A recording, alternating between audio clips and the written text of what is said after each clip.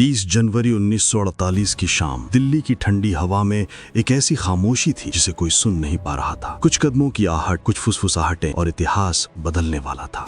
लेकिन सवाल आज भी जिंदा है, क्या इस हत्या को रोका जा सकता था? क्या कहीं कोई चेतावनी थी जिसे अनसुना कर दिया गया? भारत आजाद हुए सिर्फ 5 महीने हुए थे। देश विभाजन की आग से झुलस चुका था। लाखों लोग बेघर थे, हजारों मारे जा चुके थे। सांप्रदायिक तनाव अपने चरम पर था। ऐसे समय में एक नाम ही था जो दोनों पक्षों के बीच पुल बन सकता था, महात्मा गांधी। लेकिन गांधी सिर्फ शांति का संदेश नहीं दे रहे थे, वे कुछ कठोर फैसले भी ले रहे थे। पाकिस्तान को 55 करोड़ रुपए देने की मांग पर उनका उपवास कुछ कट्टरपंथी समूहों को नागवार गुजरा। उनके खिलाफ नफरत खुलकर सामने आने लगी। 20 जनवरी 1948 बिरला हाउस में प्रार्थना सभा के दौरान बम फेंका गया। धमाका हुआ, अफरा तफरी मची, लेकिन गांधी बच गए। ये सिर्फ एक चेतावनी थी। इस साजिश में मदन लाल पाहवा पकड़ा गया। पूछताछ शुरू हुई, नाम सामने आए, नथुराम गोडसे, नारायण आप्टे। एक संगठित योजना के संकेत मिल रहे थे। यहीं से कहानी और गहरी हो जाती है। उस समय देश की आंतरिक खुफिया एजेंसी इंटेलिजेंस ब्यूरो के पास कुछ इनपुट थे। बम धमाके के बाद ये साफ था कि गांधी पर खतरा वास्तविक है। संदिग्धों की गतिविधियों पर नजर रखी जा रही थी। पुणे और बॉम्बे से जुड़े कुछ नाम पहले भी निगरानी सूची में थे, लेकिन भारत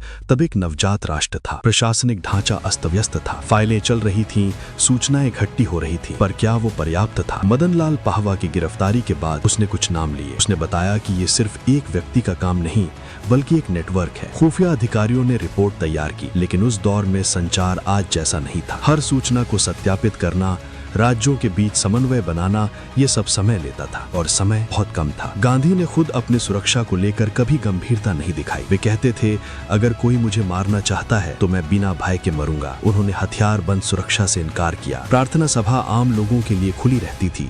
कोई मेटल डिटेक्टर नहीं, कोई कड़ी तलाशी नहीं। 20 जनवरी के बाद सुरक्षा बढ़ाने की सिफारिश हुई। कुछ सादे कपड़ों में पुलिसकर्मी तैनात किए गए, लेकिन गांधी के आग्रह पर कड़ी जांच नहीं की गई। वे जनता से दूरी नहीं चाहते थे। 30 जनवरी 1948 कुछ रिपोर्ट्स में गोडसे के दिल्ली में होने की आशंका जताई गई, लेकिन वो एक आम भीड़ में घुल मिल सकता था। वो पहले भी प्रार्थना सभाओं में आ चुका था, उसे रोका नहीं गया। 30 जनवरी की शाम 5:17 गांधी प्रार्थना के लिए निकले। उनके दोनों ओर आभा और मनु थी। तभी भीड़ से एक आदमी आगे बढ़ा। उसने झुककर प्रणाम किया और 3 गोलियां ताक दी। गांधी बोलता है, हे राम, इतिहास रुक गया। बाद में जांच हुई, गोडसे और उसके सहयोगियों को गिरफ्तार किया गया। मुकदमा चला। साजिश के तार कई शहरों तक फैले थे। स्पष्ट हुआ कि 20 जनवरी का हमला एक ट्रायल था, सुरक्षा की प्रतिक्रिया परखने के लिए। तो क्या खुफिया तंत्र विफल हुआ? कुछ इतिहासकार मानते हैं कि चेतावनी संकेत मौजूद थे, लेकिन वो बिखरे हुए थे। एक संगठित केंद्रीकृत सुरक्षा तंत्र तब विकसित नहीं हुआ था। इंटेलिजेंस ब्यूरो के पास संसाधन सीमित थे। देश विभाजन की हिंसा से जूझ रहा था। प्राथमिकताएं अनेक थीं, सीमा सुरक्षा,